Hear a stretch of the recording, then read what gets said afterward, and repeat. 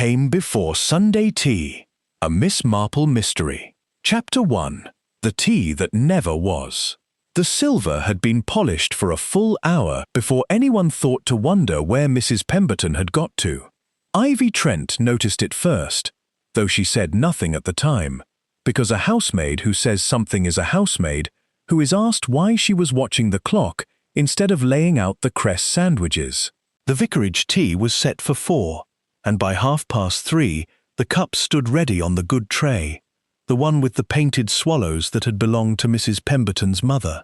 At 20 to 4, Ivy carried the tray through to the morning room and found her mistress at the little table by the window, her head tipped forward as though she had merely nodded off over her needlework. She had not nodded off.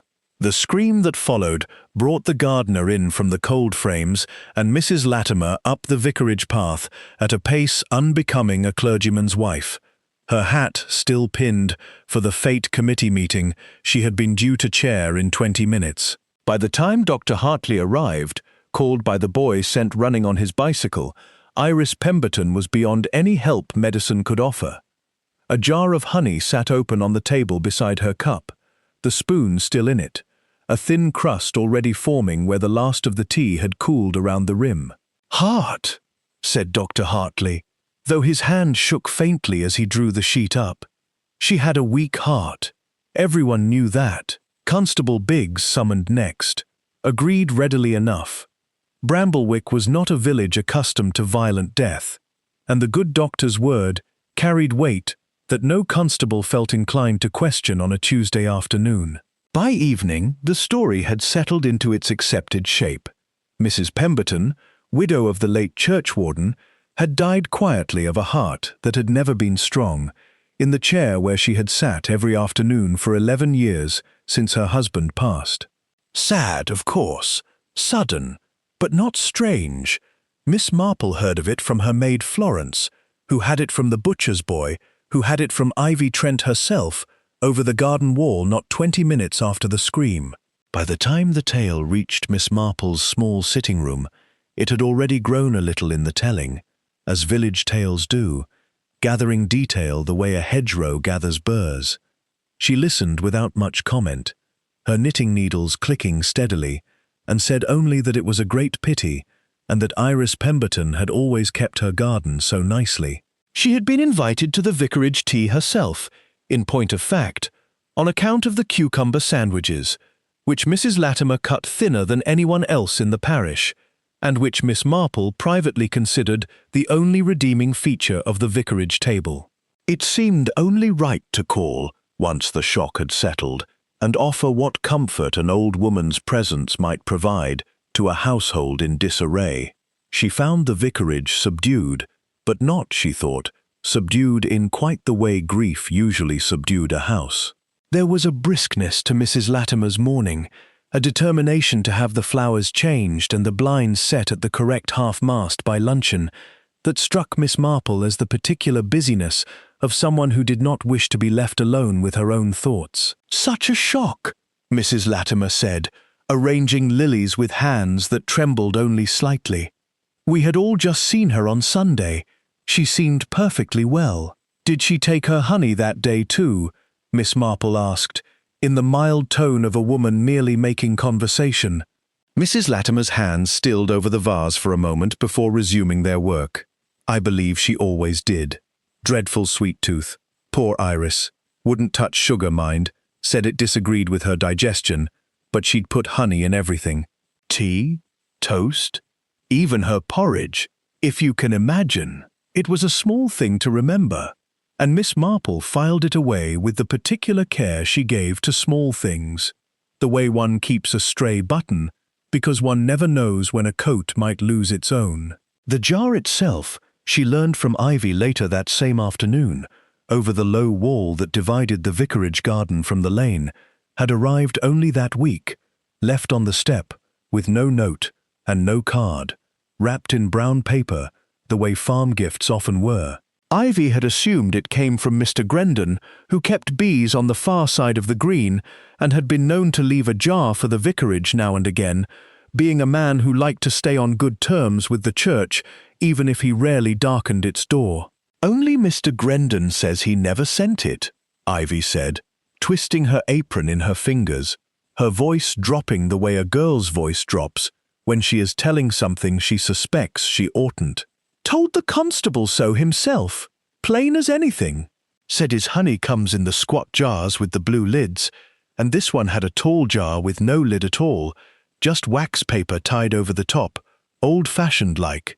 How very curious, said Miss Marple, and meant it. She thought of it again that evening, sitting by her own fire with her knitting forgotten in her lap, turning the small facts over as a woman might turn over stones on a beach, looking not for anything in particular, but trusting that something of interest generally lay beneath. A jar with no sender. A widow who took honey but never sugar, so devoutly that even her cook knew it as fixed as the church clock. A doctor whose hand had shaken over a death he pronounced ordinary before he had properly examined anything. Village life, Miss Marple had long ago concluded, ran on two currents at once, the visible one of teas and flower rotas and Sunday sermons, and beneath it a second current of old debts and older grudges that never quite dried up, only went underground for a season before surfacing again, usually at the worst possible moment. Iris Pemberton's death had all the outward appearance of the first current. Miss Marple, watching the fire settle into embers, found she could not quite persuade herself it belonged there. Chapter 2. The Vicarage Garden. Inspector Slack arrived from the county town on Thursday, summoned not because anyone in Bramblewick suspected foul play, but because a solicitor's letter had reached the coroner's office, suggesting the will wanted a second look before the funeral proceeded. He was a large man who filled a small room the way a wardrobe fills a nursery, and he had, Miss Marple recalled from previous acquaintance, a settled conviction that village opinion was worth exactly as much as village gossip, which was to say nothing at all. Heart failure, he announced to the assembled company outside the vicarage gate, as though the matter were now closed by the force of his having said it aloud. Doctor's certificate says as much. No mystery here, only a sad end for a lady not in the best of health. Miss Marple, who had come to return a book to the vicar and found herself instead a witness to this small performance, murmured that it did seem very sad, and asked whether the inspector had happened to examine the honey jar himself. Jar's been sent for analysis, if it puts your mind at rest, said Slack, in the tone of a man humouring an elderly relation. Standard procedure. I don't doubt it'll come back clean as a whistle. It did not come back clean. 2 days later, the word ran through Bramblewick, with the speed such words always achieve in a small place, faster than any telephone exchange, faster than the vicar's own sermon notices. Foxglove. Someone had put foxglove into the honey, ground fine enough to pass unnoticed against the honey's own thick sweetness, and Iris Pemberton, who took no sugar but loved her honey beyond all sense, had eaten enough of it with her afternoon tea to still a heart that had, in fairness to Dr. Hartley, never been especially strong to begin with. The foxglove grew everywhere in Bramblewick, of course, tall and freckled and handsome along every cottage border and churchyard wall, which was precisely the trouble with it as a clue. Half the gardens in the parish held enough of the stuff to poison a regiment, and nobody thought twice about pulling up a stalk that had seeded itself where it wasn't wanted. Miss Marple walked to the vicarage garden that afternoon on the pretext of admiring Mrs. Latimer's delphiniums, which were, in fact, very fine tall blue spires that Mrs. Latimer tended with more devotion than she gave to most things outside her parish duties. You have foxglove too, I see, Miss Marple observed, nodding toward the border along the garden wall, where the tall spotted flowers stood among the hollyhocks. Everyone does, Mrs. Latimer said, a shade too quickly, and then seemed to hear herself, for she softened her tone at once. It seeds itself, you know. I've pulled up more than I've planted. Dreadful thing to have happened, whatever they say about it. Poor Iris. You were fond of her. We served on the fate committee together for years. Mrs. Latimer's hands, which had been deadheading a rose as they spoke, paused over a spent bloom. She kept the books for the summer fete, very particular about it. Wouldn't let anyone else near the ledger, not even me, and I'm the treasurer. There was something in the way she said it, a small stiffness held carefully in place, that Miss Marple noted the way she noted the first cold snap of autumn, not with alarm, but with the quiet attention of a woman who had learned that weather of any kind was worth watching. The vicar himself, a gentle and somewhat vague man named Latimer, who had never, in Miss Marple's long acquaintance with him, managed to remember which day the collection went to the roof fund and which to the missionary society, joined them on the path, with his hat in his hand and an expression of settled bewilderment that seemed to be his natural state, whether or not a parishioner had recently been murdered. "Terrible business," he said. "Terrible. I preached on the peace that passeth understanding this Sunday just gone, and now this. One wonders what the Almighty intends by it." "One does, rather," Miss Marple agreed, and left it there. She took her leave shortly after, walking home along the lane with the slow, unhurried step of a woman with nowhere in particular to be, and every intention of noticing everything along the way. She passed Silas Grendon's cottage, where the beekeeper himself stood at his gate, mending a hive frame with the patient care of a man who trusted bees more than people, and gave him a good afternoon, which he returned civilly enough, though his eyes had the wary look of a man who knew himself already whispered about in the village and did not care for it. At her own gate she paused, looking back at the vicarage roof, just visible above the yews, and considered what she had gathered. A jar of unknown origin, wrapped in old-fashioned paper, unlike Mr. Grendon's usual style.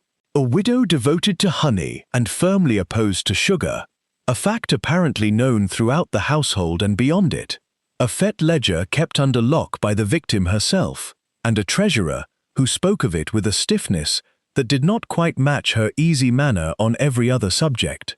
A vicar who noticed nothing, which was, in its own way, its own sort of information, since a man who noticed nothing could hardly be relied upon to notice a wife's distraction either.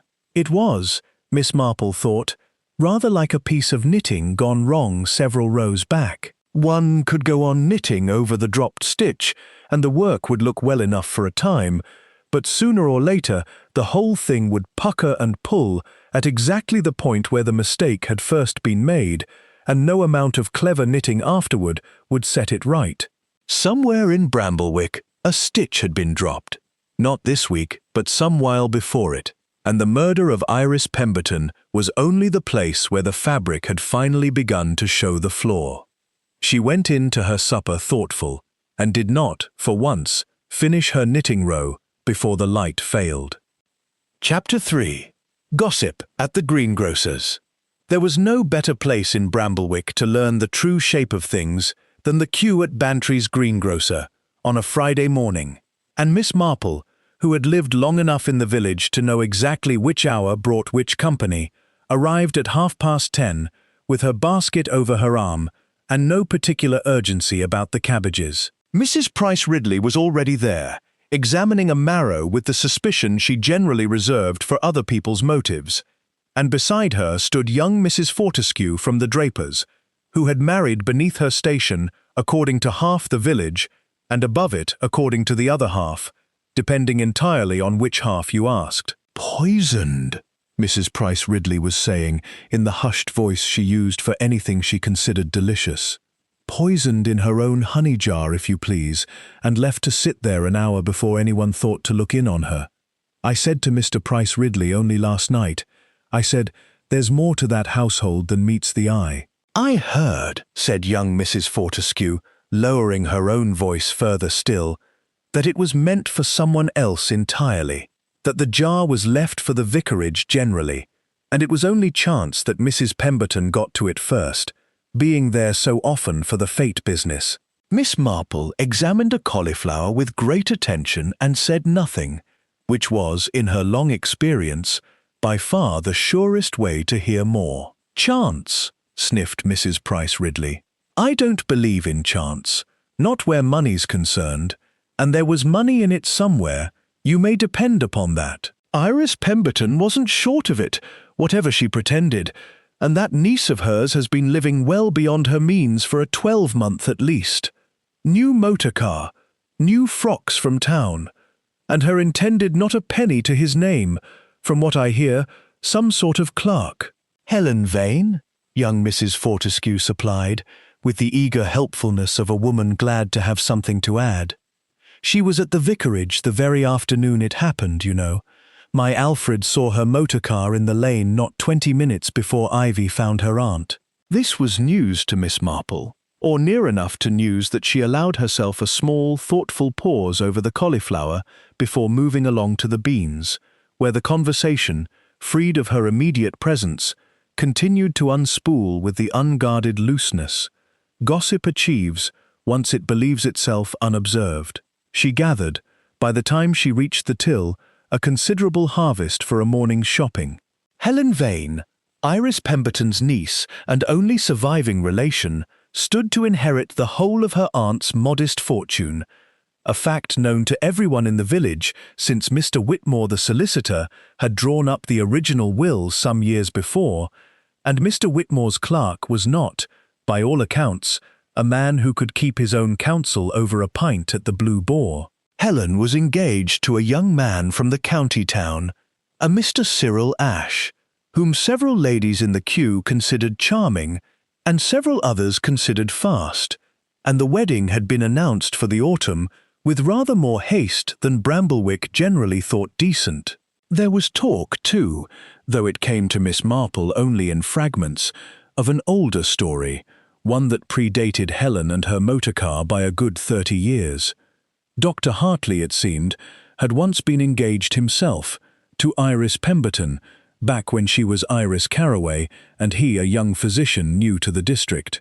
The engagement had ended badly and abruptly, and nobody in the queue at Bantry's could quite agree on why, only that Iris had married the elder Mr. Pemberton within the year, and Dr. Hartley had never married at all. "Jilted," said Mrs. Price Ridley, with the relish of a woman announcing the winning number at a raffle. Jilted at the church door, or very near it, and never a word of explanation given. I had it from my mother, who had it from old Mrs. Caraway herself, God rest her. 30 years is a long time to nurse a grudge, young Mrs. Fortescue said doubtfully. Some grudges keep better than others, said Mrs. Price Ridley, with the air of a woman who had studied the matter closely. Like a good chutney, sits quiet in the larder for years, and then one day you open the jar and it's stronger than the day it was made. Miss Marple, paying for her cauliflower, thought this a rather better simile than she would have expected from Mrs. Price Ridley, and carried it home with her along with the vegetables, she thought, walking back along the lane with the sun warm on her shoulders, of how very like a piece of embroidery a village was, worked from both sides at once. From the front one saw only the neat, orderly picture, a widow, a devoted niece, a kindly doctor, a fete committee, doing good works for the church roof. Turn the fabric over, though, and one found the knots and the loose threads and the places where the pattern had been unpicked and reworked, sometimes more than once, and it was always on the reverse side that the truth of the making showed itself. A niece with debts and a motor car in the lane at the fatal hour.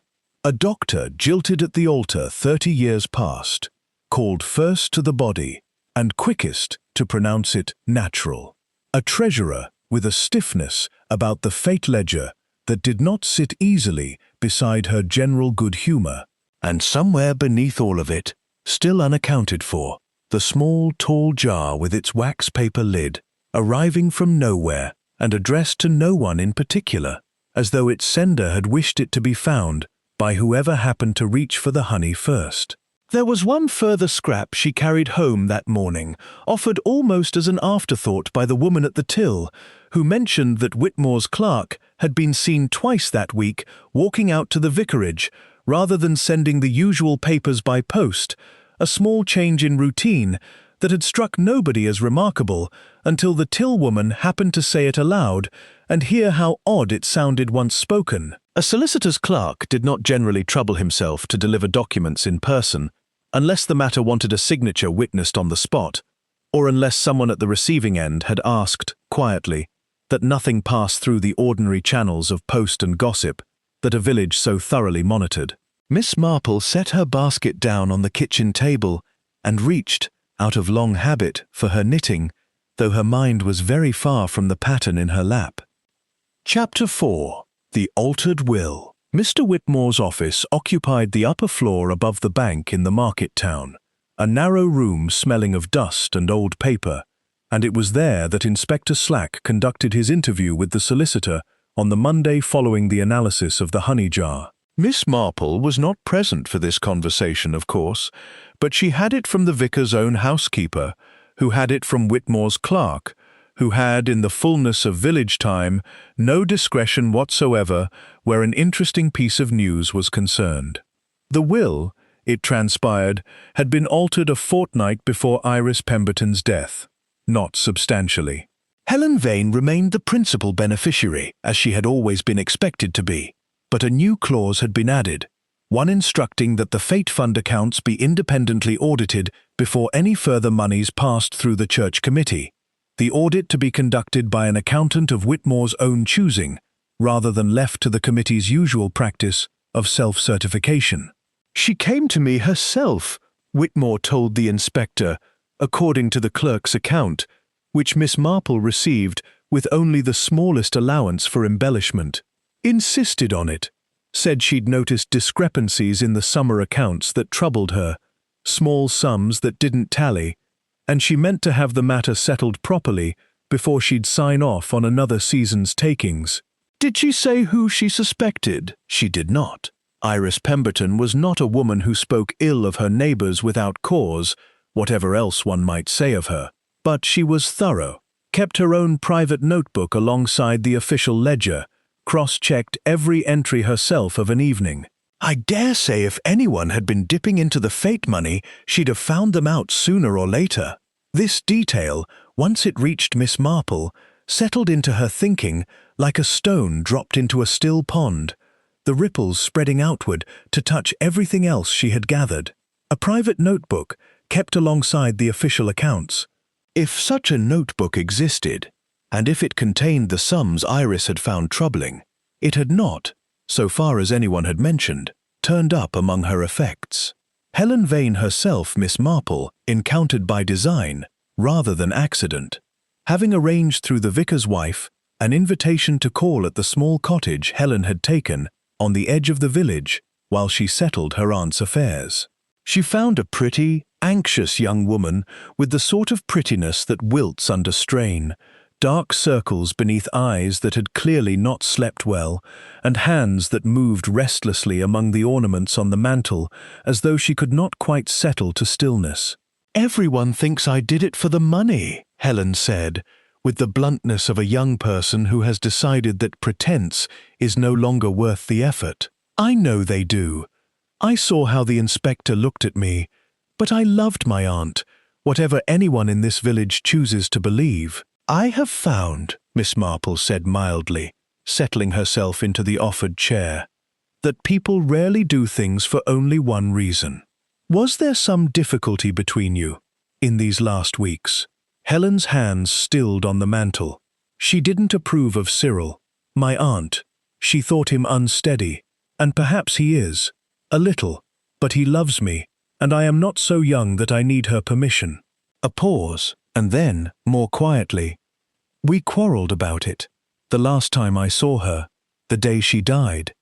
I wanted her blessing before the wedding, and she wouldn't give it, not without conditions, and I said some things I oughtn't to have said, and now I shall never have the chance to unsay them." There was no performance in this. Miss Marple, who had watched a great many people lie about a great many things over the course of a long life, recognized the particular weight of genuine regret when she heard it, and found herself, not for the first time, glad that her own conclusions need not be reached in haste. "Your aunt's motor car was seen in the lane that afternoon," she said, gently enough. "Or rather, yours was. I was there perhaps 20 minutes, no more. She was quite well when I left her, cross with me, and I with her, But well, I'll swear to that, before any magistrate in the land." Helen's chin lifted, a small defiant gesture that put Miss Marple briefly in mind of the girl's aunt, whom she had known only slightly, but whose reputation for a certain stubborn integrity had reached even Miss Marple's ears. "I did not touch her honey jar. I did not know it existed until the constable asked me about it." Miss Marple believed her, on the whole, though she was careful, as always, to hold her belief loosely, the way one holds a hot dish, ready to set it down at the first sign that it burned rather than warmed. What interested her rather more, walking home afterward along the hedgerow lane, with the afternoon light slanting gold across the fields, was the matter of the audit clause and the missing notebook. If Iris Pemberton had suspected an irregularity in the fate account serious enough to insist upon an independent audit, and had kept her own private record of the figures that troubled her, then whoever stood to lose by that audit had rather more than 20 minutes' worth of motive, and considerably more urgency than a niece already certain of her inheritance regardless of any quarrel. The Fate Fund was administered, as every soul in Bramblewick well knew, by the vicarage, with Mrs. Latimer as treasurer and keeper of the books, a position she had held with apparent devotion for the better part of 8 years. Miss Marple thought of the stiffness in Mrs. Latimer's hands over the roses, the too quick answer about the foxglove seeding itself, and reflected that a woman capable of cutting cucumber sandwiches thinner than anyone else in the parish was very likely a woman capable of a great many small precisions besides, not all of them harmless.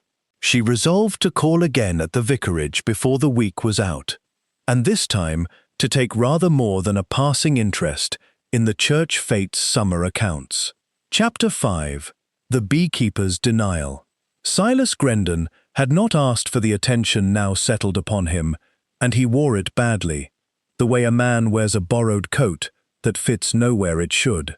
Inspector Slack had called on him twice already, and Constable Biggs a third time on his own initiative, and the beekeeper had answered every question with the same flat, unhappy patience of a man who has learned that protesting his innocence too loudly only makes him sound the more guilty of it. Miss Marple found him at his hives on a cool morning, moving among the frames with the smoker in one hand, and waited at a respectful distance until he had finished before approaching the gate. "You'll have come about the jar too, I expect," Grendon said without turning. "Everyone has.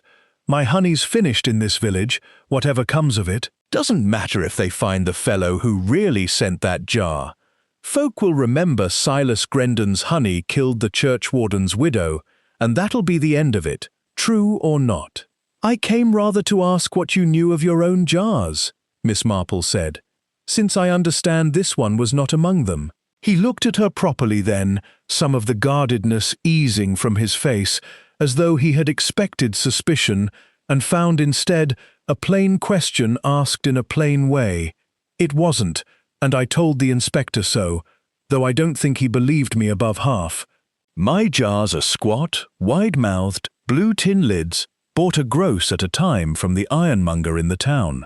That jar they showed me was tall and narrow, stoppered with wax paper tied down with string, the old way, the way my grandmother used to seal her preserves before proper lids were common. I haven't kept honey that way in 20 years. And yet someone wished it thought your gift. Someone did." His jaw tightened. "I've turned it over and over of an evening, wondering who'd do such a thing to me, quite apart from what was done to poor Mrs. Pemberton. I supply the vicarage regular, true enough, a jar most months, left on the step same as I've always done, friendly-like, not looking for a call at the church I don't attend. Anyone in the village knows that. Anyone could count on a jar left on that step being taken for mine without much question." This, Miss Marple thought, was the plain truth of it, and rather a damning one for whoever had sent the false jar, since it meant the sender had known Grendon's habits well enough to trade upon them, had known the household would assume the gift and think no more of it, exactly as Ivy Trent had done. "Had you words with Mrs. Pemberton at any time?" she asked, not unkindly, For she had found over many years that the direct question, asked without malice, often produced a franker answer than any amount of careful circling. Grendon set down his smoker on the wall. Once, over the fete as it happens, 2 summers back, maybe 3, I'd a stall there, honey and beeswax candles, same as every year, and there was some to do about the takings not matching what I'd handed over. Mrs. Pemberton came to me herself about it, very correct, very fair, said she didn't for a moment suspect me, but the figures wanted checking. Turned out to be an error in the addition, nothing more, and she apologized handsome for troubling me. I'd no complaint against her, rather liked her, if truth be told. She always paid prompt, and never haggled, which is more than I can say for half the village. And the fate accounts generally? You've no view on how they're kept. Not my place to say. But something crossed his face as he said it, a flicker quickly suppressed, and Miss Marple, who had spent a lifetime reading exactly such flickers on exactly such faces, did not press him further, judging that a seed planted was often worth more than a seed forced. She left him to his bees and walked on toward the green, turning over what she had learned. A false jar, deliberately shaped to be mistaken for Grendon's true gift, required knowledge not merely of the beekeeper's habits, but of the household's readiness to accept such a gift without question, which pointed away from a stranger and toward someone thoroughly familiar with the small daily currents of vicarage life. It required, further, access to foxglove, which grew everywhere and proved nothing on its own, and the patience to grind and prepare it without detection, which proved a great deal about the sender's nerve, whoever they were. And there was, too, the small matter of Silas Grendon's flicker at the mention of the fate accounts, quickly hidden, quickly smoothed over.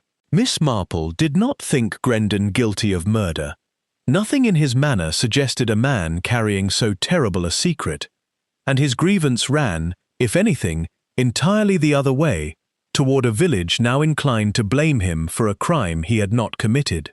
But a man who kept bees and minded his own business might well have noticed things about his neighbors that his neighbors assumed had gone unnoticed, precisely because he was thought to notice nothing at all. She resolved to call on him again before the matter was settled, and in the meantime turned her thoughts once more toward the vicarage, and toward a treasurer's ledger that Iris Pemberton had trusted no one else to keep, and a private notebook that had, as yet, failed to turn up anywhere among a dead woman's careful and orderly effects.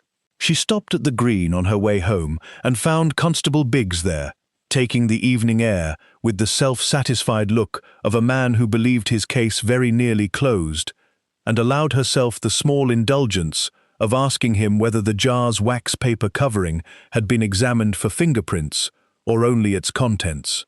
Contents were the thing that mattered, Miss Marple, Biggs said, a little impatiently, as though the question were beneath serious consideration. Man doesn't need his fingerprints on a jar to have sent it. Gloves are cheap enough, and any fool reading a detective novel knows to wear them these days.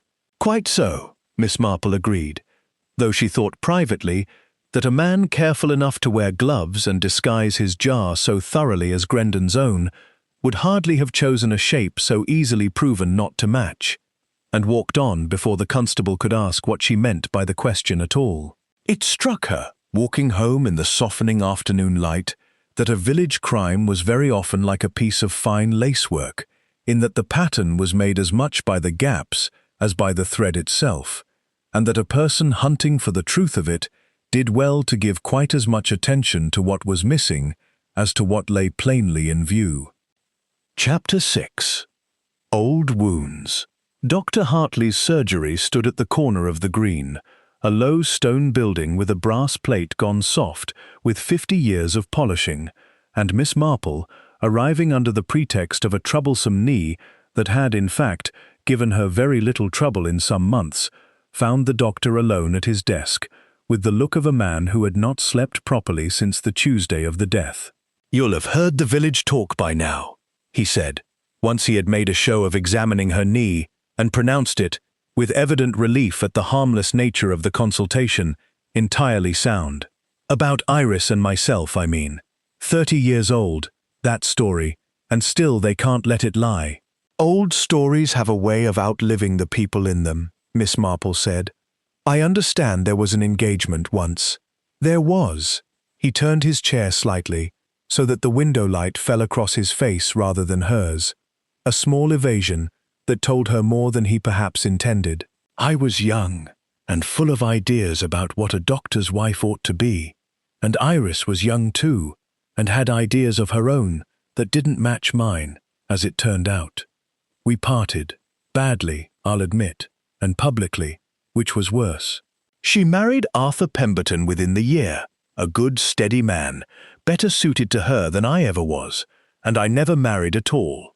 There, now you have the whole sorry business, same as everyone in the village has had it for 30 years, dressed up a little differently depending who tells it. Did it grieve you, seeing her settled and happy all these years? He was quiet a moment, turning a pen over in his fingers. Less than you'd think, and more than I'd care to admit. One makes one's peace with these things, or one doesn't, and either way, life goes on, regardless of which. I attended her through every illness these past 20 years, delivered no children for her, God knows, but nursed her through the influenza the winter Arthur died, and through the heart trouble these last years besides. Whatever bitterness there once was between us wore itself thin a long time ago. I called her a good patient and, I think, in the end, a friend, and yet you pronounced her death natural, before you had properly examined the jar. His hand stilled on the pen. I saw a woman with a known weak heart, dead in her chair, no mark of violence upon her, no sign of struggle. What was I to think, in that first moment, but that her heart had simply given out at last, as I had warned her myself it well might? I was wrong, and I've had to live with being wrong in front of the whole village since, which is not a comfortable thing for a doctor of 30 years' standing to bear. But I was not lying, Miss Marple. Whatever anyone chooses to believe of me now, Miss Marple, who had not in fact accused him of lying, only of haste, let the distinction pass without remark, judging that a man defending himself against an accusation not yet made often revealed more of his own uneasy conscience than any direct question could draw out. You knew her habits well, I imagine, her likes and dislikes, as well as any physician knows a long-time patient. Better, perhaps, since Iris was not a woman given to confiding in many people, but she confided a good deal in me, over the years, doctor's privilege being what it is. He set the pen down at last. She loved her honey and would not touch sugar, if that's what you're circling toward. Said sugar disagreed with her stomach, though I always suspected the truth of it was closer to habit than digestion. Her mother had been just the same, a family fussiness, nothing more. Did she ever speak to you of trouble at the vicarage? Some difficulty with the fate accounts, perhaps? Something shifted behind his eyes, quick and then gone. The same flicker Miss Marple had seen cross Silas Grendon's face at the mention of the same subject, though on the doctor it wore a different shape entirely, less guilt than concern. She mentioned it, once or twice, in passing, said the sums didn't tally, and it troubled her more than she liked to let on, though she wouldn't say to me who she suspected, if she suspected anyone in particular at all. I told her to let Whitmore handle it, and not fret herself over a few missing shillings, that it was very likely nothing worse than careless bookkeeping. She didn't care for being told to let a thing alone, Iris. Never did. Once she'd got a notion fixed in her head, she'd worry at it like a dog with a bone, until she'd settled it to her own satisfaction, whatever it cost her to do so. Miss Marple thanked him for his time and took her leave, walking back across the green with the slow, deliberate step that gave her ample opportunity to think. Whatever bitterness had once existed between Dr. Hartley and Iris Pemberton had, she judged, genuinely settled into something gentler over 30 years, a friendship of the kind that survives precisely because the original wound has been allowed, at last, to close over. It did not strike her as the wound of a murderer nursing 30 years of grievance, but rather the wound of a man who had made his peace and grieved, now, an honest loss. What lingered with her instead, turning over in her mind like a coin held up to catch the light from different angles, was the doctor's own account of Iris Pemberton's character, a woman who, once she had got a notion fixed in her head, would worry at it until she had settled it to her own satisfaction, whatever it cost her. Such a woman, having found the fate accounts troubling, would not have rested with a single quiet inquiry. She would have kept looking, and kept her own notes as she looked, and somewhere in Bramblewick, Miss Marple felt increasingly certain those notes still existed, waiting only to be found by someone with the patience to look for them properly. Chapter 7. The Fast Clock.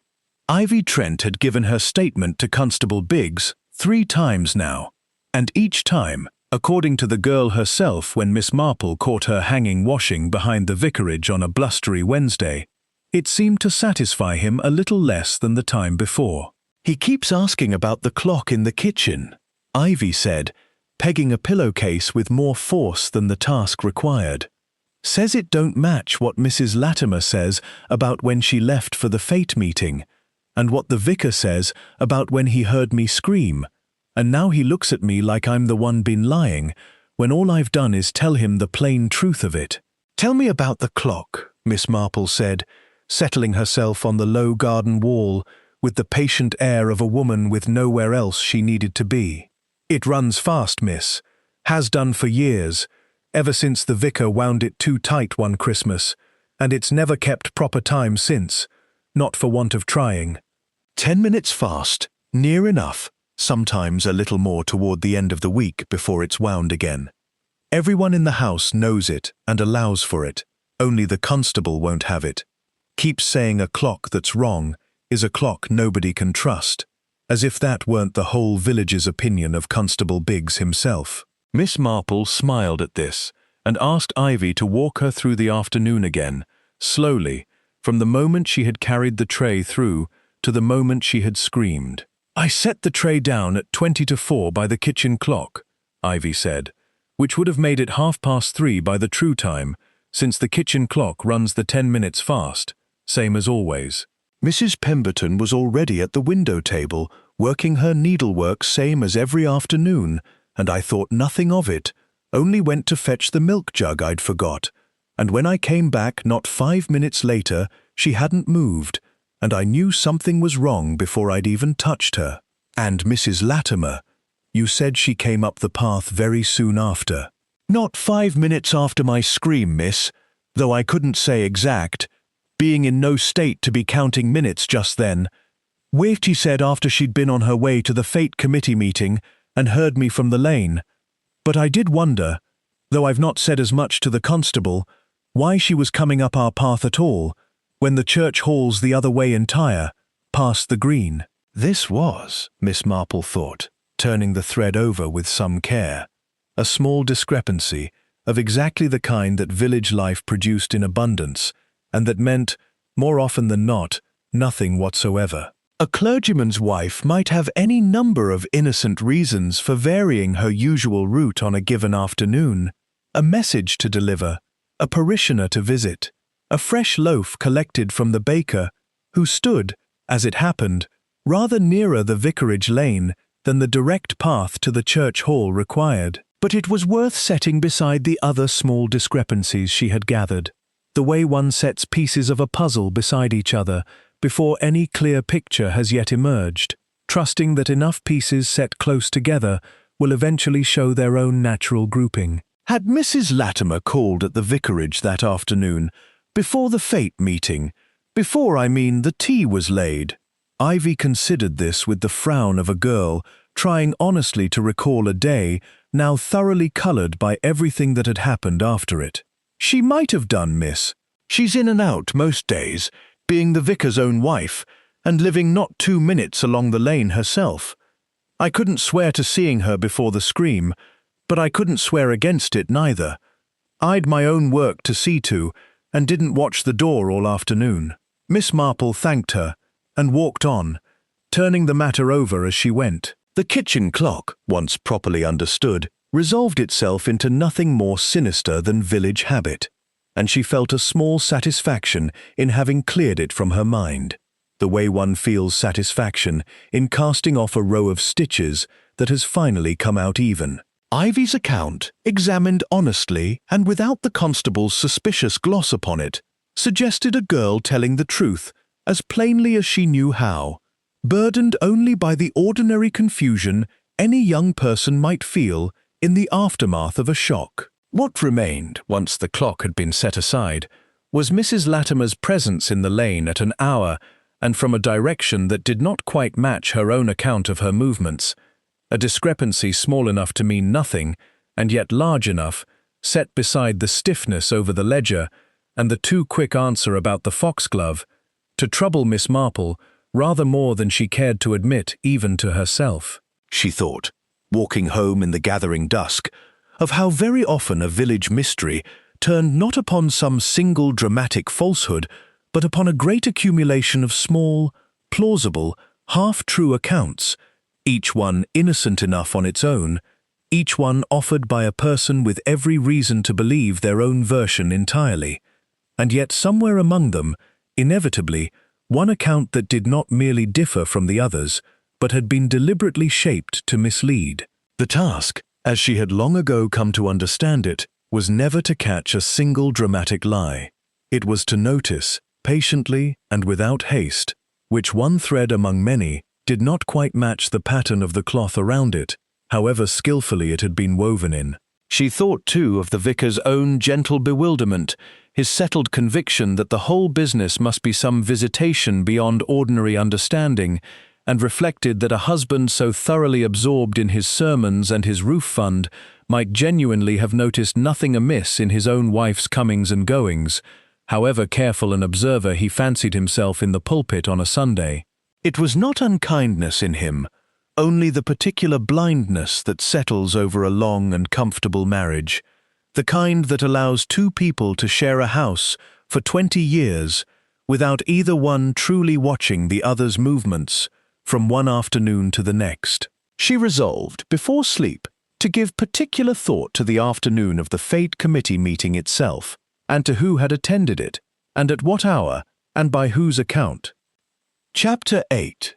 The Fate Fund Ledger Choir practice at Bramblewick Church convened every Thursday evening at 7, a fixture Miss Marple attended less for love of her own singing voice, which she was honest enough to admit had never been strong, than for the particular quality of conversation that flourished in the vestry afterward over cups of weak tea and the vicar's wife's ginger biscuits. The choir that Thursday was thin on numbers, several members having found sudden reasons to be elsewhere, but those who remained made up in eagerness what they lacked in company. Mrs. Latimer herself was absent, called away, the vicar explained vaguely, to sit with a sick parishioner in the next village, and it was precisely her absence that loosened tongues that might otherwise have stayed carefully guarded. "I don't like to speak ill," said Mr. Fenwick, who kept the accounts for the church roof fund and had, by his own admission, a professional interest in ledgers generally, "but I did once offer to help Mrs. Latimer with the fate books, seeing as my own trade is figures, and she wouldn't hear of it." "Very firm about it," said Mrs. Pemberton preferred to keep the accounts between the two of them, which struck me as odd even at the time, since a treasurer's books ought properly to be open to any committee member who asks. "Odd indeed," Miss Marple murmured, accepting a ginger biscuit with an air of mild interest that concealed a rather sharper attention. "There was talk, 2 summers back," put in Miss Hartnell, who sang alto with more enthusiasm than accuracy, and gathered gossip with considerably more skill, "of the takings not matching the stall-holder's own tallies. I remember it, because I kept the cake stall myself that year, and my own figures were a full £1 out from what went into the official total, though nobody thought to make much of it at the time, being only £1, and the fate such a muddle generally, what with the weather turning, and half the bunting blown into the duck pond." "£1 here, £1 there," Fenwick said, adds up over a season, and more over several. If Mrs. Pemberton had started cross-checking the stallholder's own figures against the treasurer's book, rather than simply accepting the treasurer's total as given, she'd have found the discrepancy herself soon enough. And I rather think, from what my clerk tells me of the new audit clause in her will, that she had begun to do exactly that. Miss Marple set down her teacup with great care, the small click of china against saucer, the only outward sign of how precisely this confirmed what she had already begun to suspect. It was one thing to hear, from Whitmore's account, that Iris Pemberton had grown troubled by unspecified discrepancies. It was quite another to learn, from the mouths of the very stallholders themselves, that those discrepancies had a history stretching back years, small enough each season to escape notice, substantial enough in some to matter a great deal to whoever had been quietly diverting them. "Does anyone recall," she asked, in the mild tone of a woman merely curious, "whether Mrs. Pemberton kept any private notes of her own, alongside the official book? A little notebook, perhaps, where she jotted her own reckonings?" A silence followed this. Not a guilty silence, but a thoughtful one, several heads turning toward each other, as though the question had stirred a memory not quite clear enough to state with confidence. "She always did carry a small black notebook to the committee meetings," Miss Hartnell said slowly. "I remember it particularly because she wrote in it with a little silver pencil that had belonged to her mother and wouldn't let anyone else so much as touch it, saying the clasp was delicate and easily damaged. I hadn't thought of it in months, but now you mention it, I don't recall seeing it among her things when Mrs. Latimer packed up the fate papers after the funeral arrangements began." "Mrs. Latimer packed up the papers herself." "She did, being treasurer, and nobody thought anything of it at the time, it being the natural thing for the treasurer to see to, with poor Helen so distracted by the arrangements, and no one else having any proper claim to the fate's own business." Miss Marple thanked the choir for a most instructive evening, praised the vicar's wife's ginger biscuits with entire sincerity in her absence, and walked home beneath a sky just beginning to show its first stars, her mind working with the quiet, methodical thoroughness she generally reserved for the final stages of a piece of difficult lace.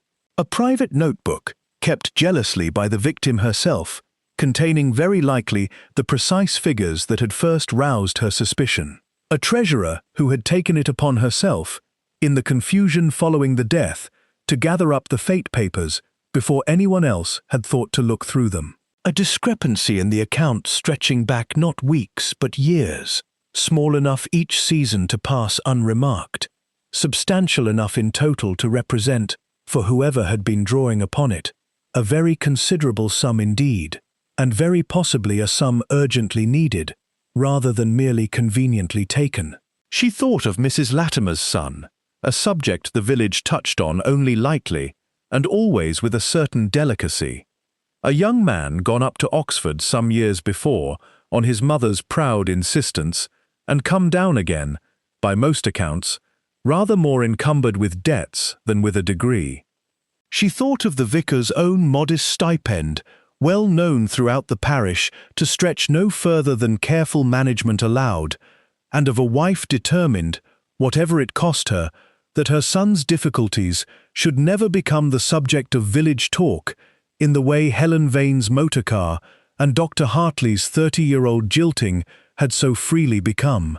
It was, she reflected, walking the last stretch of lane toward her own gate, a very ordinary sort of desperation, the kind that drove otherwise honest women to small dishonesties they told themselves were only temporary, only borrowing, only until the next quarter's allowance arrived to set the books right again.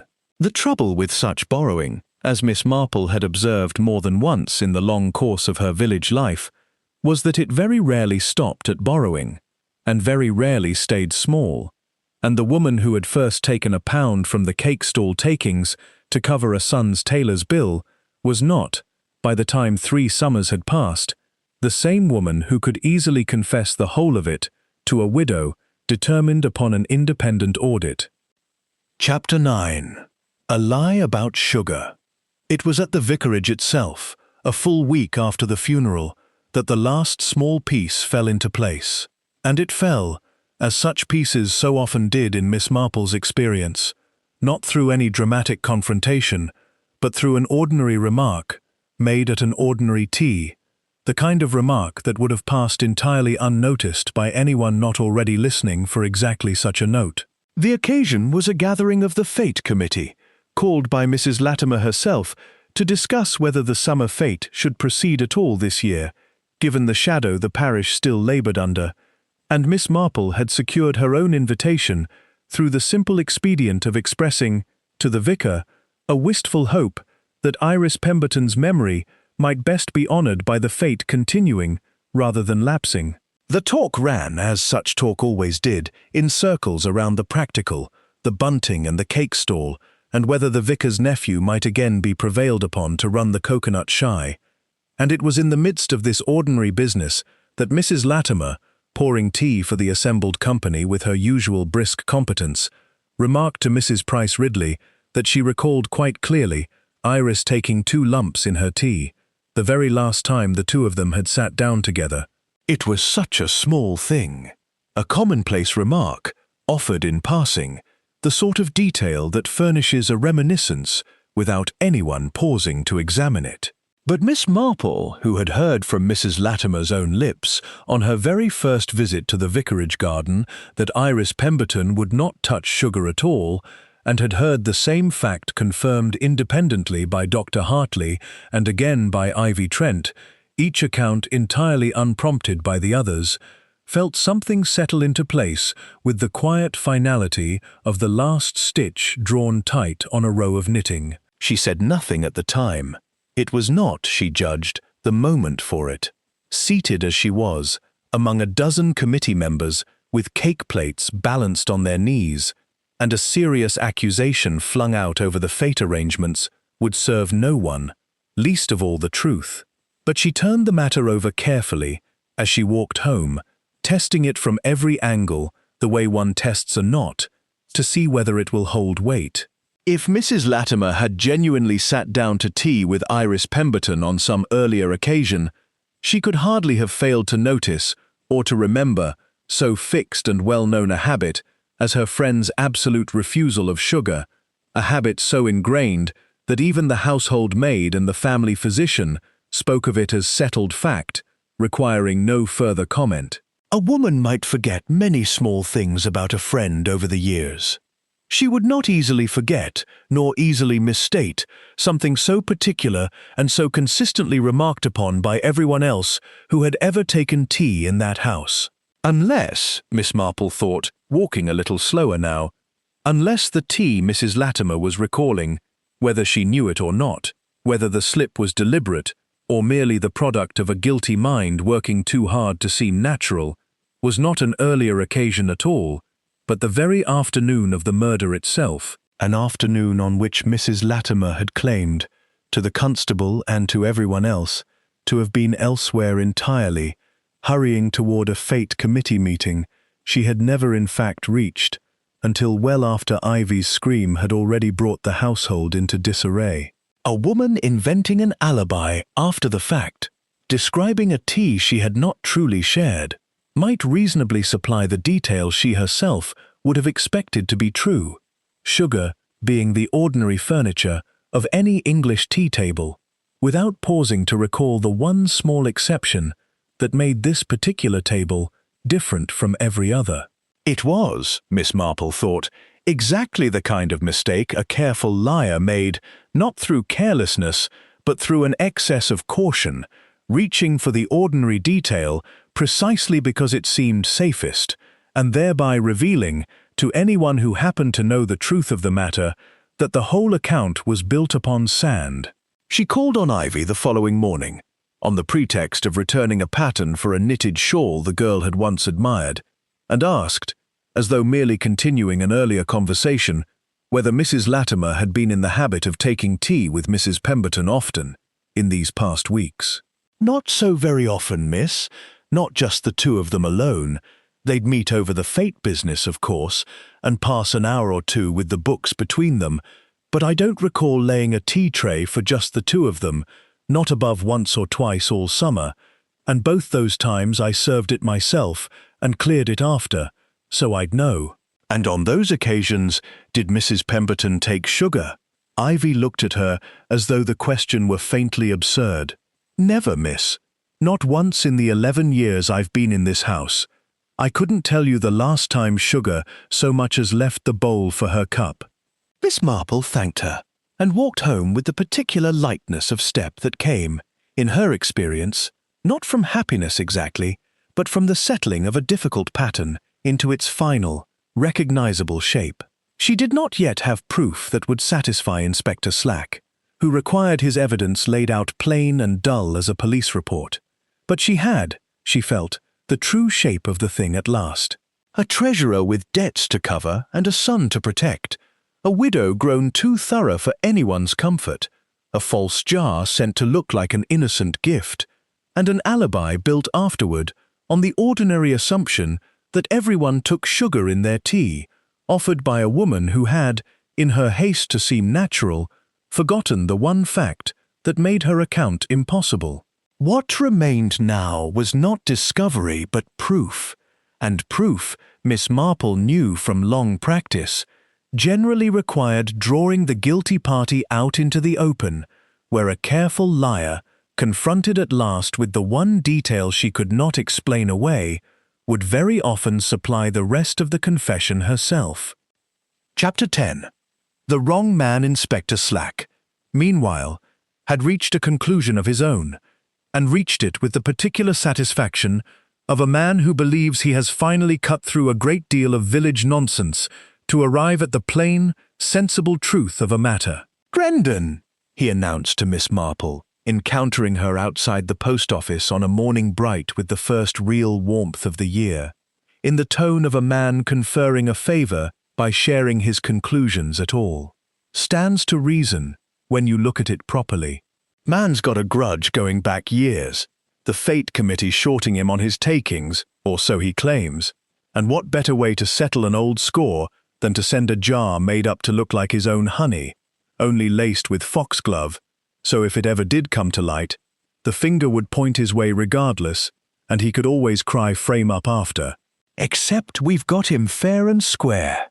Man knows his bees, knows his foxglove, keeps his own hives not 200 yards from where the stuff grows wild along the churchyard wall.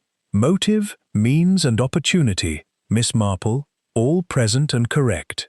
But surely, Miss Marple said, with the mild, faintly apologetic air she generally adopted when about to disagree with a man convinced of his own cleverness, if Mr. Grendon wished to poison Mrs. Pemberton and lay the blame elsewhere, he would hardly choose a jar so unlike his own that anyone examining it closely would see at once it wasn't his work. Surely a guilty man, meaning to disguise his hand, would take rather more care to make the false jar convincing, not less. Slack waved this away with the confidence of a man who had already committed himself publicly to his theory, and did not care to be talked out of it by an elderly lady in the street. Clever men make mistakes, same as anyone. Or perhaps he wanted it half discovered, so as to seem the obvious suspect, and then cry innocence loud enough to be believed. These things twist about more than you'd credit, Miss Marple, if you'd seen as many cases as I have. He had Grendon brought in for formal questioning that same afternoon, and the word ran through Bramblewick within the hour, gathering, as such words always did, considerable embellishment along the way, so that by evening half the village had it that the beekeeper had already confessed, and the other half had it that he'd been caught trying to flee toward the county boundary, with a case packed, and his bees abandoned to starve. Miss Marple heard both versions with the same patient skepticism, and called that evening on Mrs. Latimer, on the pretext of discussing whether the Fates coconut shy required a fresh coat of paint before the season opened. She found the vicar's wife in unusually good spirits, moving about her sitting room with a lightness Miss Marple had not observed in her since before the murder, and understood at once, with a small private sorrow, that Mrs. Latimer had heard the news of Grendon's arrest and had allowed herself, prematurely and understandably, to believe the whole matter settled and the danger to herself concluded. "Such a relief, in a way," Mrs. Latimer said, arranging a bowl of early roses with hands that moved now with their old easy confidence. "Not that one likes to think ill of a neighbor, but if it must be someone, better it should be settled quickly and the parish allowed to move on. Poor Iris would have wanted that, I think." "She hated a fuss above all things, did she?" Miss Marple said. "I had understood her rather the opposite. A woman who insisted on an independent audit of the fate accounts against the wishes of her own treasurer does not strike me as a woman who shrank from fuss when she believed a principle at stake." Something in Mrs. Latimer's hands stilled among the roses. The smallest hesitation quickly smoothed over, but Miss Marple, watching for exactly such a hesitation, did not miss it. "She was thorough," Mrs. Latimer said, after a moment, her voice carefully even. "I never said otherwise." "You took 2 lumps of sugar in your tea with her," you said once, "the last time the 2 of you sat down together. I have wondered since which afternoon you meant." The roses in Mrs. Latimer's hands trembled very slightly, though her face remained composed, the particular composure of a woman holding herself together by main force. "I hardly recall now. Some ordinary afternoon, I suppose. One tea is much like another looking back." "Iris Pemberton never took sugar," Miss Marple said, gently, but without retreat. "Not once in 11 years, by her own housemaid's account, and by her doctor's, and by your own, told to me yourself, in this very garden not 3 weeks past. A woman does not forget so fixed a habit of a friend's, unless the tea she is remembering is not an earlier one at all, but an afternoon she has since found it necessary to place herself somewhere quite different from where she truly was." The silence that followed stretched long enough that Miss Marple heard, quite clearly, the small ordinary sounds of the vicarage settling around them. A door somewhere upstairs, the vicar's voice faint and unconcerned in a distant room, entirely unaware of what was passing below him in his own sitting room. "You cannot know that," Mrs. Latimer said at last, very low. "You cannot possibly know where I was." "I know only," Miss Marple said, "that an innocent man sits tonight in a cell in the county town, accused of a crime built upon a jar shaped to look like his own honest gift, sent by someone who knew his habits well enough to trade upon them, and that the true culprit, whoever they are, cannot in conscience allow that to stand much longer, whatever the cost to themselves of speaking out." Mrs. Latimer set the roses down very carefully, as though afraid of what her hands might do if left unoccupied, and for a long moment said nothing at all. Chapter 11. Tea at Bramblewick. "You had better sit down," Mrs. Latimer said finally, and there was in her voice none of the brisk vicarage competence Miss Marple had grown used to hearing there, only a great tiredness, the tiredness of a woman who has carried something heavy for a very long way, and finds at last that her arms will simply hold it no longer. She told it plainly, once she had begun, in the flat, unadorned way people often did when a secret had finally outgrown the space allowed it. Her son, up at Oxford these 5 years past, had run debts far beyond anything his father's stipend could answer for. Gambling debts, the ugly kind that attracted ugly men to collect them, and she had first taken a little from the fate takings 3 summers back, only to cover the worst of it, meaning every season to pay it quietly back before anyone thought to look closely at the books. But one season's borrowing became the next season's larger debt, and by the 3rd summer the sums involved had grown too large to disguise for long against any proper scrutiny. Iris found the discrepancy herself this past spring, Mrs. Latimer said, came to me directly, gave me every chance to explain it, and I lied to her, God forgive me, said it must be some error in the stallholder's own counting. She let it go, that once, out of kindness, or perhaps only good manners, but she kept her own notes after that. I could see it in the way she watched the figures at every meeting, and I knew it was only a matter of time before she brought in Whitmore's audit, and the whole of it came out, not just to her, but to the vicar, to the parish, to my son's own father. "And so you sent the jar." I told myself for days beforehand that I would not. Mrs. Latimer's hands had gone still at last in her lap, the stillness of exhaustion rather than composure. "I have grown foxglove in that border for 8 years, and never once thought of it as anything but a flower until this spring, when the thought came to me and would not leave, the way a fly returns to a window, no matter how often one waves it off. I ground it fine one evening while my husband was at his prayers, and I bought a jar of the old-fashioned kind from a shop in the county town where nobody knew me, and I left it on the vicarage step, wrapped as Mr. Grendon wraps his own gifts, knowing the household would think nothing of it. I did not think, truly, that I would go through with it, right up until the moment I set it down. You went to her that afternoon. I went, meaning to confess everything and beg her mercy one last time.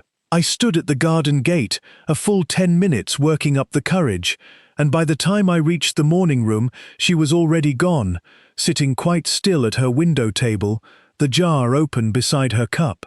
I do not think I have ever been so frightened in my life, not even in that moment of sending it, as I was standing over her and understanding what I had done, and that there was no more taking it back. Her voice broke at last, the first true crack in a composure held far too long. I took her private notebook from the table before I left. That much I did with a clear head, whatever else I was not thinking clearly about. I burned it that same night in the vicarage grate, and told myself it was the last dishonest thing I would ever need to do. And the alibi? I invented it walking home, piece by piece, the same way I'd invented the jar. I told myself I had been on my way to the meeting all along, had merely heard Ivy's scream from the lane, and by the time Constable Biggs asked me his questions, I had said it so many times over in my own head that it came out of my mouth, sounding almost true, even to myself. She looked up then, and there was something in her face that was not quite relief and not quite despair, but some exhausted mixture of both. The sugar. That was the mistake, wasn't it? I have gone over that afternoon in my mind 1,000 times since, every detail I might have got wrong, and never once thought of anything so small as sugar. "It is very often the smallest things," Miss Marple said, not unkindly, "that a careful liar forgets to guard, precisely because they seem too trivial to need guarding at all." Inspector Slack, summoned by Miss Marple's own quiet telephone call to the vicarage that same evening, arrived within the hour, and it was he who took the confession down in his own careful hand, and he who, in the fullness of time, received the county's congratulations for having got to the bottom of so puzzling a case, a fact Miss Marple noted without complaint, having long ago made her own private peace with the arrangement by which such credit generally settled. Silas Grendon was released the following morning, his good name restored rather more slowly than it had been taken from him, though restored it eventually was, and the honey he sold that autumn found, if anything, rather more buyers than before, the village having developed a taste for feeling sorry for a man it had so recently and so wrongly suspected. The fate went forward that summer after all, a little subdued but not abandoned, and Helen Vane, married to her Cyril in a quiet autumn ceremony that satisfied nobody's appetite for scandal, but seemed, on the whole, to satisfy the two people most concerned, sent Miss Marple a very handsome bouquet by way of thanks that nobody in the village could quite account for, since nobody but Ivy Trent and the vicar himself ever learned the full truth of how the matter had actually been settled. Miss Marple, for her part, resumed her knitting that evening with a quiet satisfaction that had nothing to do with credit and everything to do with a pattern finally set right, and reflected, not for the first time, that a village kept its secrets very much the way a good garden kept its weeds, hidden beneath the surface until some ordinary disturbance of the soil brought them, however reluctantly, back into the light.